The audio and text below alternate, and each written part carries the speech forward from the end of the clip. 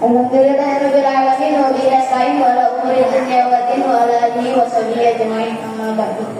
Yang saya muliakan Hidrul Mahatul Quran, yang saya hormati Dewan Asatidz wal Asatidzah Pondok Pesantren Darul Quran, dan tak lupa juga santriwan dan santriwati siapa perjuangan. Syukur alhamdulillah atas kehadiran rahmat Allah yang Maha Kuasa kita dapat berkumpul di masjid ini dalam keadaan sehat walafiat tanpa kekurangan sesuatu apapun. Salawat teriringkan salam selalu tercurahkan kepada Nabi Muhammad Sallallahu Alaihi Wasallam. Semoga kita menjadi umatnya di hari kiamat kelak. Amin ya rabbal alamin. Lisanmu adalah cerminan hatimu. Hadirin rahimakumullah. Pernah nggak sih kalian tuh berpikir dari mana segala sumber permasalahan, perselisihan, fitnah, bahkan peperangan terbesar di hidup ini? Seringkali sumbernya bukan dari senjata api ataupun bom nuklir, melainkan dari sesuatu yang sangat kecil, lunak, dan tersembunyi di balik bibir dan gigi kita, yaitu lisan atau lidah. Lisan adalah anugerah yang diamankan oleh Allah untuk menyanjung dan memuji seseorang, berdakwah, dan untuk mengingat Allah. Namun dengan lisan juga kita dapat menghina orang, mencela, mengadu domba, bahkan menyebarkan kebohongan. Nauzubillah min. Ada sebuah pepatah Arab mengatakan, luka karena tusukan pedang masih bisa diobati, tapi luka karena lisan akan membekas sampai mati. Mengapa bisa begitu dahsyat? Karena lisan adalah penerjemah paling jujur dari kondisi hati kita. Apa yang tersimpan di hati, baik itu kebaikan, amarah, kedengkian, kasih sayang, semuanya akan keluar melalui lisan. Allah SWT berfirman di dalam Al-Quran surat Qaf ayat 18. A'udzubillahi minasyaitonir rajim. Bismillahirrahmanirrahim. Ma yalfidu min qawlin illa ladayhi raqibun 'atid. Shadaqallahul 'azim. Tidak ada suatu kata yang diucapkannya melainkan ada di sisinya malaikat pengawas yang selalu siap mencatat segala kata yang kita ucapkan, setiap gibahan dan setiap cacian yang kita ucapkan. Semuanya akan dicatat oleh malaikat dengan detail tanpa ada yang tertinggal walau hanya satu huruf. Hadirin rahimakumullah. Diriwayatkan dari Abu Hurairah radhiyallahu anhu, Rasulullah sallallahu alaihi wasallam bersabda, barang siapa yang beriman kepada Allah dan hari akhir, maka hendaklah dia berkata yang baik atau diam. Hadis riwayat Bukhari dan Muslim. Jadi kesimpulannya, ingatlah selalu tutur kata adalah jendela jiwa. Tidak ada bedanya. Jika hatimu baik, lisanmu juga baik. Jika hatimu kotor, lisanmu akan mencerminkan kekotoran itu. Sesederhana itu memang. Oleh karena itu, jangan sibuk polis penampilan luar, tapi lupa servis mesinnya di dalam, yaitu hatimu. Mari kita berkomitmen mulai hari ini, mulai detik ini, kita berubah menjadi pribadi yang lisannya mencerminkan hati yang bersih. Sekian yang dapat saya sampaikan, kurang lebihnya mohon maaf. Saya akhiri. Wassalamualaikum warahmatullahi wabarakatuh. Bismillahirrahmanirrahim.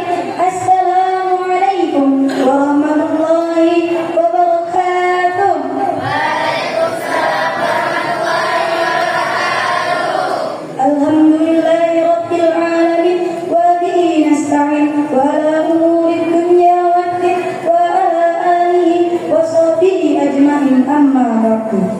Yang saya muliakan Abah Pengasuh Pondok Pesantren Nurul Quran beserta keluarga besar. Yang saya hormati Dewan Asatidz wal Asatidzah Pondok Pesantren Nurul Quran, dan tak lupa teman-teman seperjuangan yang saya banggakan. Syukur alhamdulillah atas berkat rahmat Allah yang Maha Kuasa kita dapat berkumpul dalam acara muamalah ini. Salawat beserta salam tetap tercurah limpahkan kepada Nabi Agung kita, Nabi Muhammad sallallahu alaihi wasallam, yang semoga kita diakhiri aku ikhlas sebagai umatnya. Amin Allahumma man jadda wajada.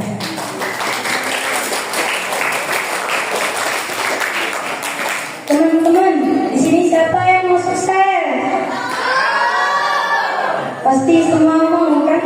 Tapi seringkali keinginan kita besar sementara usaha kita kurang. Kita ingin hasil yang instan, sementara instan aja harus dimasak dulu. Betul apa betul? Manjada wajada, sebuah kalimat yang populer didengar. Kalimat ini bukan hanya sekedar kotes motivasi di IG, TikTok, atau yang lainnya, tapi sebuah rumus kehidupan dan sebuah kunci kesuksesan yang diajarkan dalam agama Islam. Jauh sebelum adanya tren modern yang muncul di dunia yang penuh persaingan ini, banyak sekali yang ingin sukses tapi malas berusaha. Banyak yang ingin masuk surga tapi masih malas banget bangun subuh. Betul apa betul? Nah, kalimat manjada wajada inilah yang bisa menjadi pengingat kita bahwa tidak ada kesuksesan yang datang begitu saja tanpa adanya perjuangan. Sebagaimana Allah berfirman dalam Quran surah An-Najm ayat 39 sampai 40. A'udzu billahi minasy syaithanir rajim. Bismillahirrahmanirrahim. Wa an laysa lil insani illa ma sa'a wa anna sa'yahu sawfa yura. Shadaqallahul alim. Yang artinya dan bahwa manusia hanya memperoleh apa yang diusahakannya, dan sesungguhnya usahanya itu kelak yang akan diperlihatkannya. Ayat di atas menegaskan bahwa tidak ada hasil tanpa usaha. Sekecil apapun usaha kita akan tetap dilihat dan dibalas oleh Allah. Jadi kalau ingin hasil yang besar, ya usahanya juga harus besar dan sungguh-sungguh. Rasulullah SAW bersabda, sesungguhnya Allah mencintai hambanya yang apabila dia beramal, dia melakukannya dengan sempurna.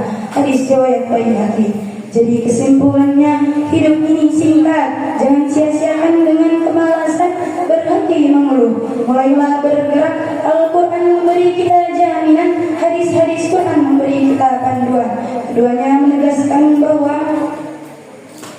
menegaskan bahwa kesuksesan itu milik mereka yang mau bersungguh-sungguh.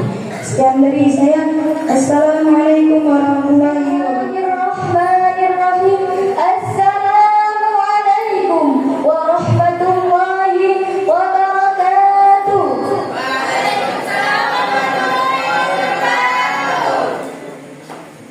Alhamdulillahilladzi arsala rasulahu bil huda waddinil haqqi liyudhhirahu wa kafa billahi shahidan. Amma ba'du.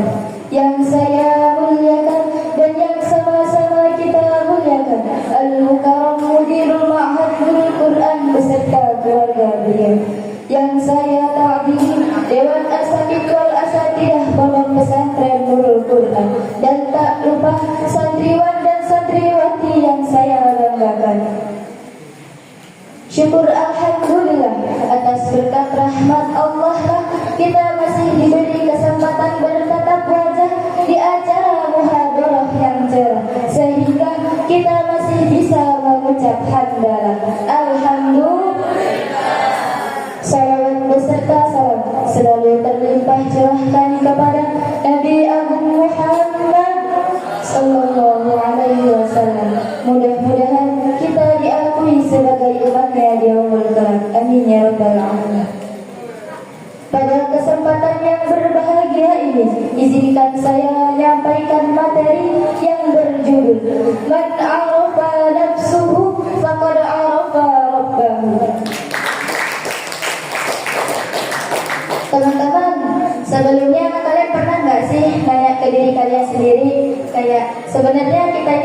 sih? Pertanyaan yang simpel tapi jawabannya bisa bikin kita bengong. Nah, dalam Islam ada pepatah keren banget nih yang pastinya udah gak asing lagi buat kita dengar, yaitu man arafa nafsuhu faqad arafa rabbahu, yang artinya barang siapa yang mengenal dirinya maka dia akan mengenal Tuhannya. Apa sih maksud dari kalimat itu? Ada yang tahu gak? Maksud dari kalimat itu adalah mengenal diri itu bukan cuma tahu nama lengkap, tapi tahu apa kelemahan kita, apa potensi kita, dan apa tujuan kita hidup di dunia. Kita ini hanya seorang hamba yang lemah, yang tidak bisa hidup tanpa bantuan Allah Subhanahu wa Ta'ala. Logikanya gini, kalau kita lagi ngaca, pastikan kita lihat pantulan wajah kita. Nah, diri kita itu ibarat cerminan dari sifat-sifat Allah dalam batas kemanusiaan. Semakin kita mengupdate diri kita jadi baik, maka semakin jelas pula pantulan itu. Allah Subhanahu wa Ta'ala berfirman dalam Al-Quran surah Fussilat ayat 53. A'udzu billahi minasy syaithanir rajim. Bismillahirrahmanirrahim.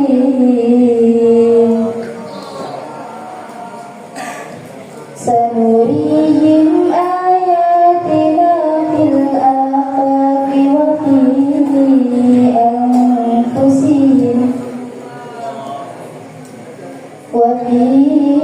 anfusihim hatta yatabayyana lahu annahul haqq.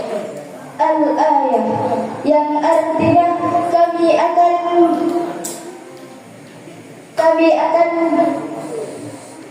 kami akan memperlihatkan tanda-tanda kebesaran kami pada mereka di segenap penjuru dan pada diri mereka sendiri, sehingga jelaslah bagi mereka bahwa Al-Quran itu benar. Hadirin rahimakumullah, ada hadis Nabi yang diriwayatkan oleh Imam Muslim.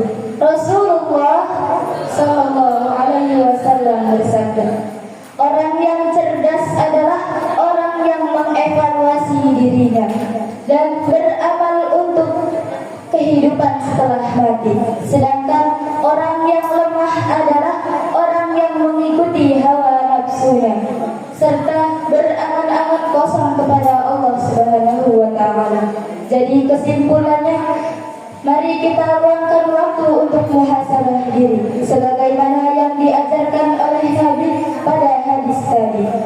Kenali kelemahan kita, syukuri potensi yang kita miliki. Arahkan pandangan hati kita agar menemukan ketenangan hakiki dan tujuan hidup yang jelas. Sebelum saya tutup, salawatan dulu ya.